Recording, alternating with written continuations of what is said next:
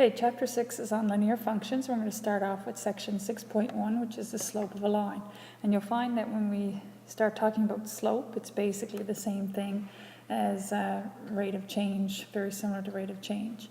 So in this section, we're going to start first of all with some slope rules and the definition of slope. And the definition of slope basically is the rise over the run between any 2 points on a given line segment. So when we calculate the slope, if a line is rising to the right, we would end up with just like we did with rate of change, a positive rate of change, and in other words, a positive slope. If we have a line that's kind of falling as we move to the right, then we would end up with a negative rate of change, and similarly, slope would be a negative slope. So very similar to what we did in chapter 5. So if we take a look at calculating the slope of each of the line segments below, we have the first line segment is AB. So using any 2 points on the line, and we'll just use A and B for example, the rise between those 2 points would be 0. There's no rise. And the run between those points, you're going from an x-coordinate of -9 up to an x-coordinate of 4. So if you subtract high minus low, 4 take away -9, that's 13 units, a span of 13 units. So therefore the slope would be rise, would be 0, and the run would be 13. And you should know that any fraction that has 0 in the numerator would be 0. So if you think about it in terms of like fractions, in terms of if the bottom number represented, say like you have 5 items on a desk, and you had 0 out of 5, that would make sense that you would have no items. So anytime you have a fraction with 0 in the numerator, that means the fraction has a value of 0. Now, provided the denominator is not 0 as well, but that's another story. Okay, so line segment CD, we can calculate the rise and the run between points C and D, and you can actually use any 2 points on the line, but we'll use C and D for now just to make it easier. So if we got kind of just draw a little path to go from C to D.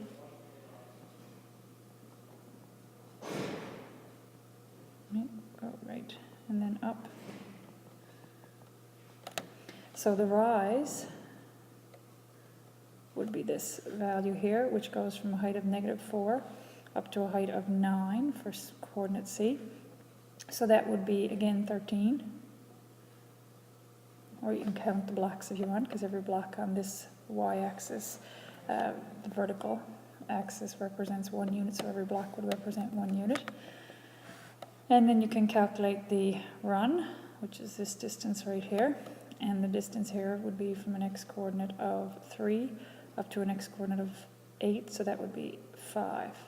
So our rise would be 13, and our run would be 5, and that would be a line that's rising to the right, so that should be a positive slope. 13 over 5. You can also look at direction in terms of rise and run. The rise is always, if you're doing slope with rise and run, usually you start at one point and rise, meaning go up or down to get to another point on that graph. So if we started, for example, at C, we would go down 13, so that would be -13, and left 5, so that would be -5, 2 negative directions. So -13 over -5 would still result, though, in a positive slope. But a lot of people will just count the rise, count the run, and then look at the direction that the line is going towards the right. Is it rising? Well, it should be positive slope. If it's falling, then it should be a negative slope. Okay, so the next line segment is PQ, and if we take the points P and Q, there is a rise from -8 up to +1, so that's a rise of 9 units, but there is 0 run. And when you put the fraction of 9 over 0, ratio 9 to 0, that would mean undefined, because you cannot have denominator of 0.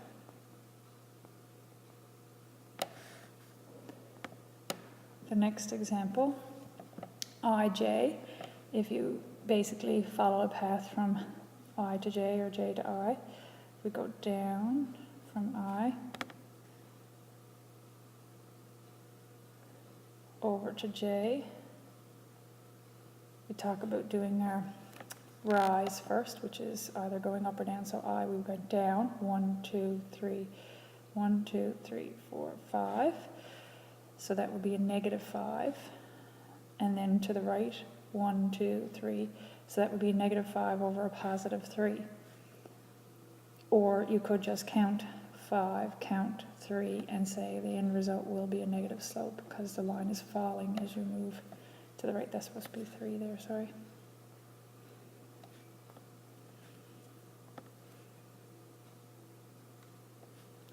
So you would expect a -5 over 3. And as I said, some people will put the rise, you're starting at I, you're going down 5, so that's the negative direction, and then you're going right 3, so that's a positive direction. Either one. The main thing is that your slope has the negative correctly in it. The other thing I should say about that, I guess, is if you are going to kind of look at terms of getting from one point to the other, whether you're going a positive or negative direction, it's very important that your path kind of starts at one point and goes continuously to the next point. Like you don't, in terms of from point I to J in the last segment we did, you're starting at I, you're going down and then to the right. Like you're basically not going down and then starting at J and going back to where you finished off. You kind of start at I and follow that one path on your way to J. So you'd go down and right. Not down from I, then start again at J and go meet where you just left off. You'd basically follow the path of down and then right. And for like CD, if you start at C, you would go down and then left. Or if you start at D, you could go up and then right to get to C. You kind of follow that continuous path. Okay, so if we take a look at some more rules down here based on what we just did. We've got horizontal lines, and if you look up at the chart that we did above, you saw that AB was a horizontal line and it has a slope of 0, and that's going to be the same for every horizontal line because there will never be a rise between 2 points that lie in a horizontal line, but there will always be a run between those points, so you'll always have 0 over some other number besides 0, and that will always be a value of 0. But for vertical lines, slope is rise over run, and in these cases, vertical lines like PQ up above, you will have a rise always between 2 points. You'll be able to count a rise, but you will never be able to count a run, so that means you'll always have a 0 in the denominator, which means that anytime you have a value, a fraction which has a value of 0 in the denominator, that will be undefined. And a way to help you remember, some people get horizontal and vertical mixed up. Think horizontal has the letter O in it, and that goes with a slope of 0. And vertical lines always have undefined slope. Okay, so that's just kind of summarized in the box there. Okay, example 2 has another similar exercise, but this time all the segments are on the one line. So if we take a look at each of those segments and count the rise, count the run, and then figure out our slope, keeping in mind that every slope that we find here should be a positive slope because the line is rising as we go to the right. So if we calculate from Q to R, we go up and then over. We have a rise of 1, 2, 3, 4, and a run of 1, 2, 3. So that would mean the slope would be 4 over 3. From Q to S, we'd be going up to here and then across to S. So that would be a rise of 8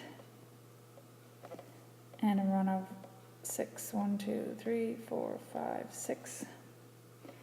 And 8 over 6, you should notice that 2 is a factor of both numerator and denominator, so that reduces to 4 over 3. From Q to T, start at Q, and go up to the height of t. And if you count how many blocks you've gone up, or look at the coordinates from a -8 up to a -4, that would be 12 blocks. And then if you count how far you've run to t, that would be from here over to here. So that would be from an x-coordinate of -5 over to an x-coordinate of +4, which would be 9 units. So then the rise over run would be, again, +12 over 9, but both of those have a common factor of 3, which again reduces to 4 over 3. And you should be noticing a pattern, and probably could guess at what the next slope would be from Q up to U's height and then over to U. If you count the blocks from Q up to U's height, you're talking about starting at -8 on the y-axis up to +8, so that would be 16.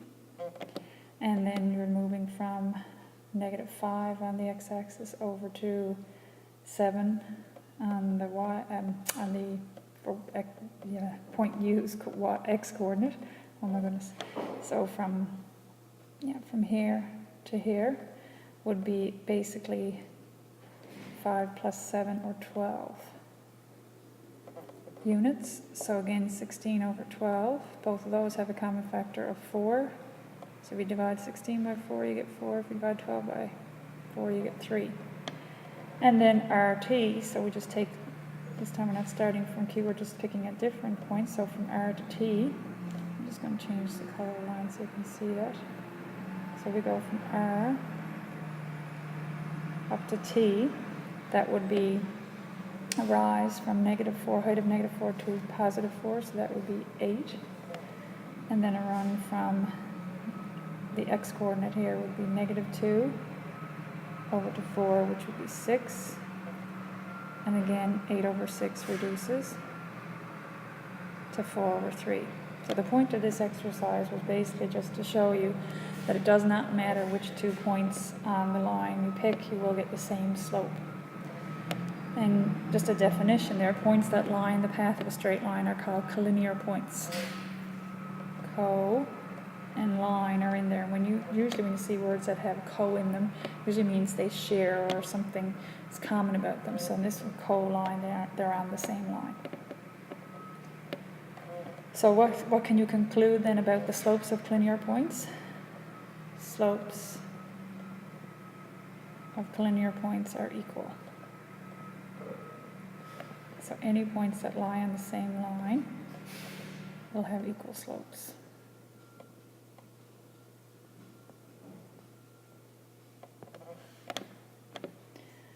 Okay, so graphing using slope, you kind of have to use the idea of the direction with rise and run that I was talking about earlier. So when you're graphing using slope, you need a starting point, and once you start at that given point, then you would use your rise and your run to count slopes so that you get more points, which then you can connect. So keep in mind that a positive slope means that you've got a rise over run value that's positive. And in order for a fraction to be positive, that means the numerator and denominator both have to be positive, or the numerator and denominator both have to be negative. Positive directions would be up for rise and right for runs. Negative directions would be down for rise and left for run. And when you have a negative slope, in order to have a negative value for a fraction, you would need the numerator to be positive and the denominator to be negative, or the numerator to be negative and the denominator to be positive. So keep in mind that a positive rise, I'll just write that down to remind you, that a positive rise means up, and a positive run means right. And similarly, a negative rise, let me think, rising negative, that would mean down.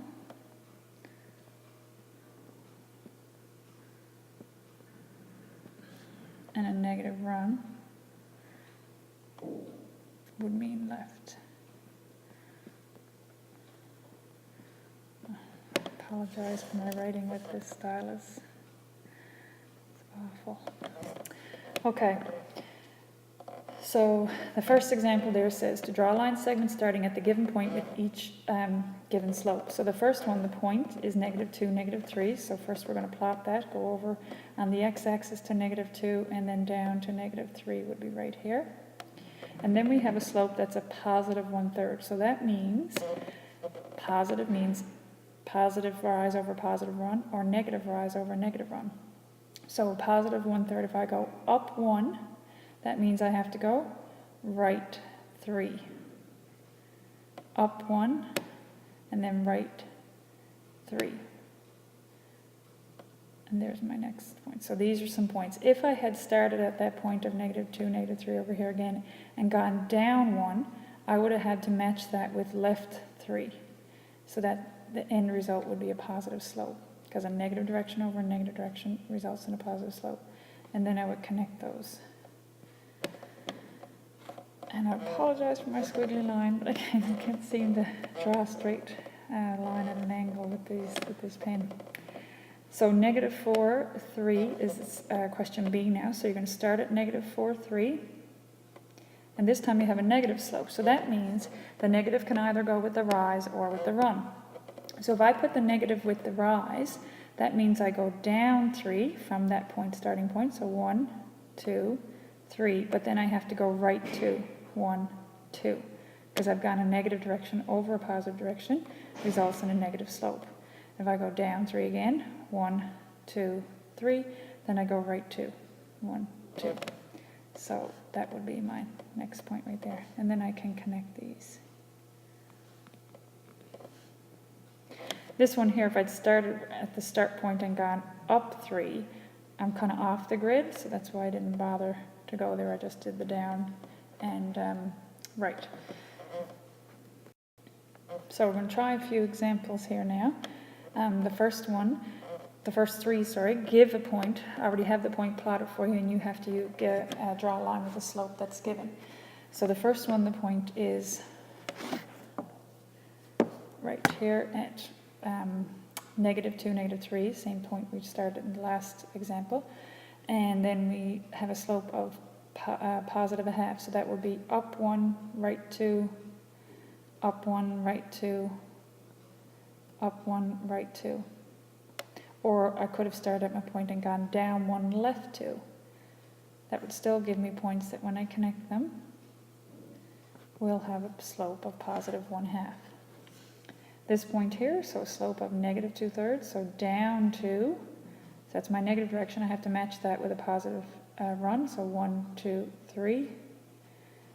Down 2, and then 1, 2, 3. Because the negative direction has to be matched with a positive direction to end up at a negative slope. If I had gone to my start point right here and gone up 2, that's the positive direction, I would have to have matched that with a left 3. 1, 2, 3 here. And then I connect those. And you can see that the line is falling to the right. That line should be going through that point, falling to the right, so it is a negative slope. And the last one, 3, when you're doing rise over run for slope, it might be more helpful to write that as 3/1. So if I go up 3, 1, 2, 3, I have to go right 1. Or if I'd gone from my start point, I've gone down 3, 1, 2, 3, that's a negative direction. I have to match it with a negative run, so to the left 1, so that when I connect them, the line will be rising to the right and will be a positive slope.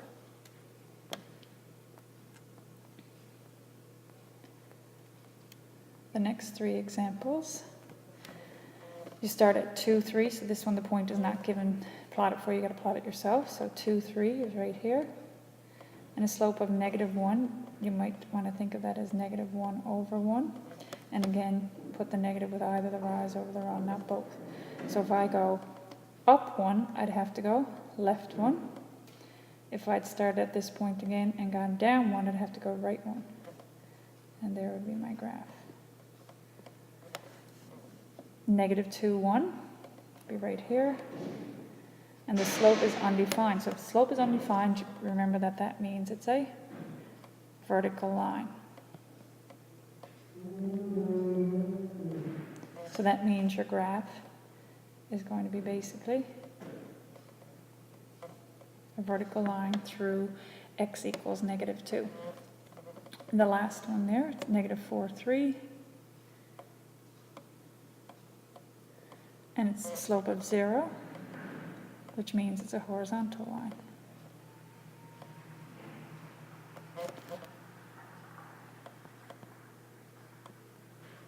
Oh my goodness, my writing's terrible. I don't write like this on paper, only on these things. Okay, so horizontal line.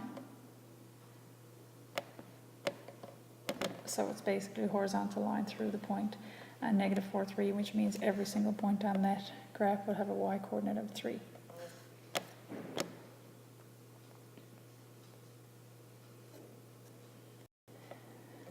All right, so if we look at the slope formula now, we kind of have, we know that it's rise over run, but we can actually come up with a kind of a formula, because we're not always going to have a graph that we can count the points, and every time you get 2 points you don't want to have to plot them and then count rise and run. So we should be able to come up with or derive a formula that we can use from our coordinates to help us find slope.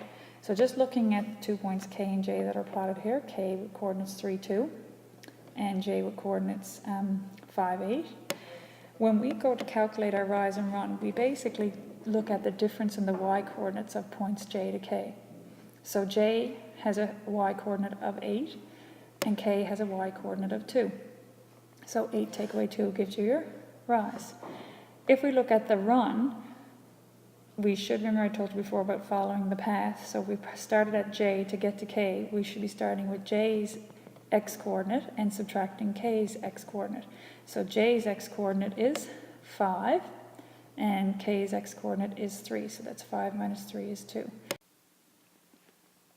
So basically you can see that to get the slope between any 2 points on a line, all you really need to do is take the difference in the y-coordinates of those points over the difference in the x-coordinates of those points.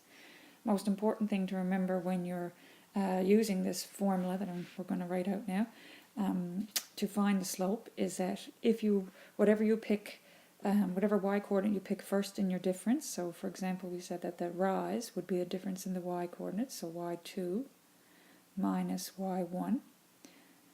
So if you put the y-coordinate of this point right here first and subtract the y-coordinate of the other point, then you must take the corresponding x-coordinate for that second point and subtract the x-coordinate of the first point. You can switch around the order. Whatever point you start with for y, that's the point you have to start with for your x difference. So that's basically the slope formula, which is really helpful when you don't have a graph, because you don't want to have to plot your points all the time to find slope.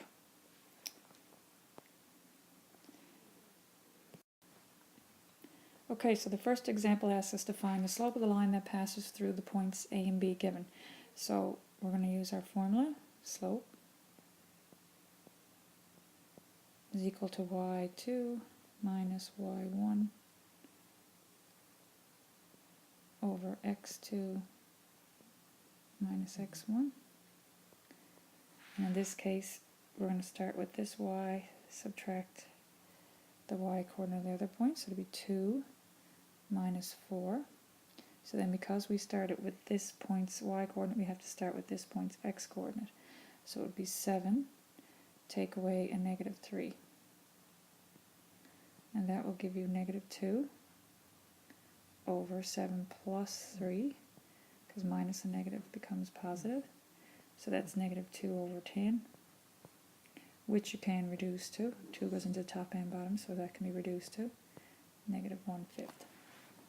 So the slope of that line would be -1/5, and you didn't have to draw a graph and count the rise over run. You can just go right ahead and use the formula. So let's try a few examples down below here.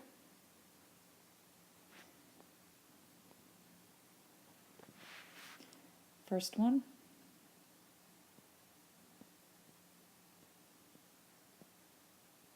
Slope would be y2 minus y1, 6 minus 4 over 1 minus a -1.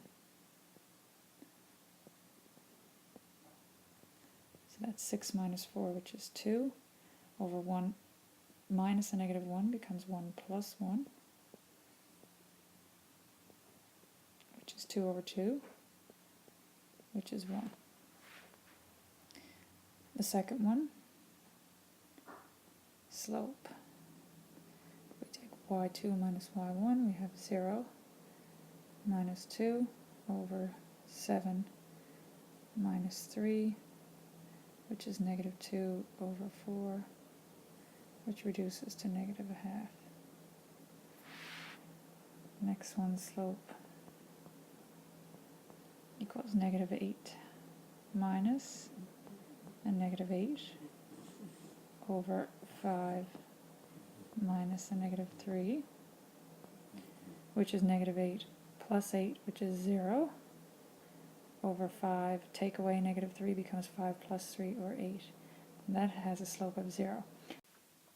And we know lines that have a slope of 0 are horizontal lines, and you can tell if you look at the coordinates of the points that we just used that they both have the same y-coordinate of negative 8, which means they both lie on the same horizontal line. So the next example, we have slope equals negative 2 minus a negative 9 over negative 5 minus 9, which is going to be negative 2 plus 9 over negative 14, or 7 over negative 14, which is negative 7 over 14, which is negative a half, if you reduce it. And the next example, we have, again, 2 points with the same y-coordinate. So we're expecting a slope of 0 again, because those 2 points would lie on the same horizontal line. And if we check 5 take away 5 over negative 1 take away 0, we do get a slope of 0 over negative 1, which is just 0. And the next point's 3 take away 6 over 2 take away negative 2 would equal negative 3